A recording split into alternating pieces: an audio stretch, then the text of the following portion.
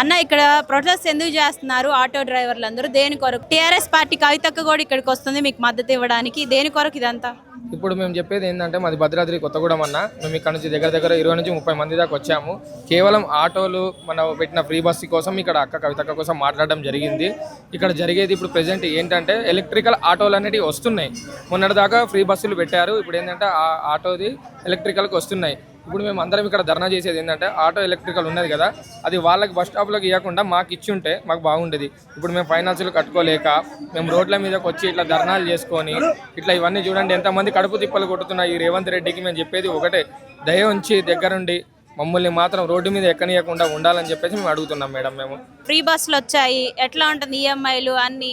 రోజుకి వచ్చి 1000 రూపాయల నుంచి 1500 దాకా వచ్చేటి. ఈ రోజున ఒక 400 రావడం కూడా గణికరంగా ఉంది మేడం. ఎందుకనంటే మాకు వచ్చే 1000 రూపాయలలో మళ్ళీ గవర్నమెంట్ పోలీసు వాళ్ళు కూడా ఫైన్లు వేయడం, రోడ్ల మీద ఎక్కడ పడితే అక్కడ దొంగచాటుగా ఉండేసి ఏదో కావాలని చెప్పేసి ఫైన్లు వేసేసి మా దగ్గర ఉండడం వల్ల ఫైనాన్స్ కట్టుకోలేక మా ఇంట్లో ప్రాబ్లమ్స్, ఇప్పుడు తినడానికి కూడా తిండి లేని స్థాయికి వచ్చింది మేడం ఈ ఆటో.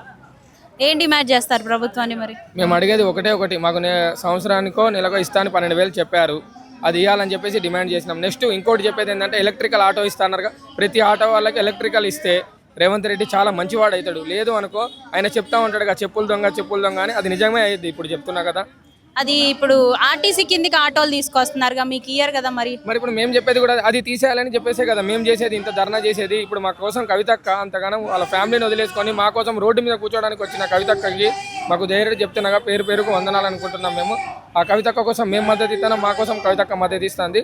ఇక్కడ పైన ఉన్న అధికారులు ఉండి చూస్తున్నారు, కానీ పోలీసు వాళ్ళు చూడండి ఎలా నెడుతున్నారో కూడా మీరు చూస్తూనే ఉన్నారు.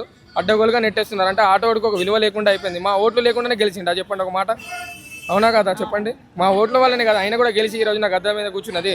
ఆయన రేపొద్దున ఇప్పుడు ఇళ్లలో రేపొద్దున కడుపు నొప్పి వచ్చి ఎవరైనా లేడీస్ ఇబ్బంది అవుతుంది, బస్సు అయితే రాదు కదా, మేమైతే తీసుకొస్తాం ఆటోని, వాళ్ళు ఇచ్చినంత వరకే తీసుకుంటాం. ఏమనంటే ఆటో వాళ్ళు దొంగలు, ఆటో వాళ్ళు ఎక్కొద్దు, ఆటో వాళ్ళు మంచోళ్ళు కాదని చెప్పేసి కూడా కొంతమంది ప్రయత్నిస్తాను. ఏంటంటే పడని పార్టీ వాళ్ళు ఏమైతే ఉన్నారో వాళ్ళు కావాలని ఆటో వాళ్ళు మంచోళ్ళు కాదు, ఆ కవిత పార్టీలకు ఎందుకు వెళ్తున్నారని చెప్పేసి కొన్ని మాటలు కూడా అంటున్నారు. మేము ఒకటే డిమాండ్ చేసేది, రేవంత్ రెడ్డి గారికి ఆ ఎలక్ట్రికల్ ఆటోలు ఏదైతే ఉందో తీసేయమని చెప్పండి. అదొక్కటే మేము అడిగేది ఒకటి.